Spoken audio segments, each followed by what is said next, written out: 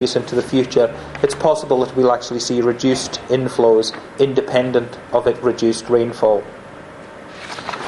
In terms of basin inflows as a whole, as I said, the current drought is unprecedented. This diagram illustrates the current situation, comparing inflows over the last 100 years.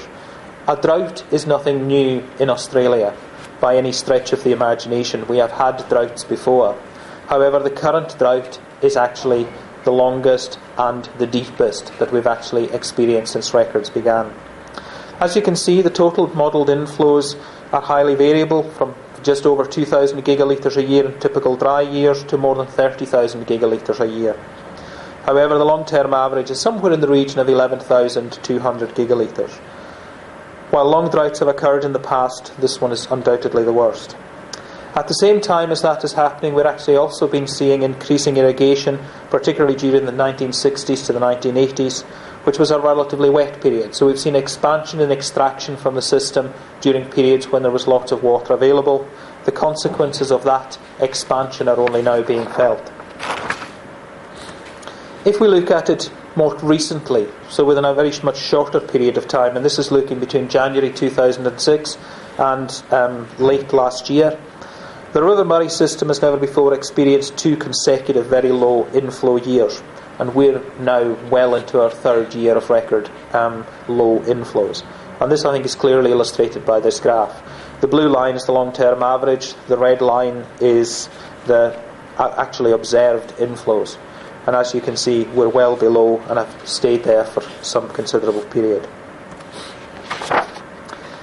If we look at water storages, clearly within the basin much of the inflows is actually captured and stored in large reservoirs, and that water storage has actually fluctuated. And again, this is looking back over 100 years or so. And you can see that the level of storage has fluctuated in some ways similarly with inflows, and you can also see the dramatic decline in recent years. If we actually look more carefully at the last 7 or 8 years, water storage levels have been declining, and we're now at record low levels. The dotted horizontal line up at the top represents maximum possible storage. The blue line represents the typical storage that we would expect, and the black line is the actual storage. So what you've actually got at the moment is low storages, and as a result we're heavily dependent on the drought reserves that are held in some of the major reservoirs, and we're drawing on those. So we go back and actually comment on the image that you saw. Some of our major storages are down to 4%. Thankfully, some of the other ones have a little bit more water in them than that. As I mentioned earlier, there is also growing pressure. During the 1970s, there was development across the basin, a relatively wet period. That resulted in greater diversion of surface water. So you can see that growth in the black line at the bottom of the graph, showing an expansion in the amount of water diverted from the river system in that period of time. In recognition of the fact that those expansions couldn't continue, a climate-adjusted cap on diversions was introduced in 1995, effectively limiting development to the levels that existed in 1993 and 1994. New development is only possible by purchasing water entitlements from existing licence holders. We're now in a situation with the drought where the trade in water is actually growing, because clearly there is not actually physically enough water to maintain all of the productive plantings that existed historically even 10 years ago. So we're now in a situation where there is actually a rapid growth in water trading, so we're now seeing the water that is available going to what we would class as the most highly valued uses. So if we think in that context of what our challenge is, the basin is important, we've got an unprecedented drought, and we've got a growth in extractions. In a way, we can actually say the challenge is quite simple. It's bringing the basin back into sustainability. But in stating this, that's a simple statement for what's a very challenging task. And at the same time, it's perhaps never been attempted before. In many respects, most interventions occur at a point in time before you've tipped over the edge, and we're trying to bring it back to sustainability. At the same time, we need to bring the basin back into sustainability while managing the resources in the national interest. So we're changing the way in which we're managing the resource at the same time. And we also now have a requirement to actually promote the use and management of the water resources to optimise economic, social and environmental outcomes. These caveats haven't been introduced and have come forward as a result of new legislation, the Water Act, which establishes a new management regime that is a departure from the historical approaches to managing the water resources. So I'd like to look a little bit at how we have historically managed and how we are currently managed and the changing management arrangements. Historically, up until the 15th of December 2008, the water resources of the Murray-Darling Basin were managed by 5 state governments working together. It's Queensland, New South Wales, Victoria, South Australia and the Australian Capital Territory. And they worked together with the Australian government or the Commonwealth. The management arrangements were set in a series of complex intergovernmental agreements and administered by what was known as the Murray-Darling Basin Commission, the predecessor to the Murray-Darling Basin Authority. With the passage of the Water Act, these arrangements have changed.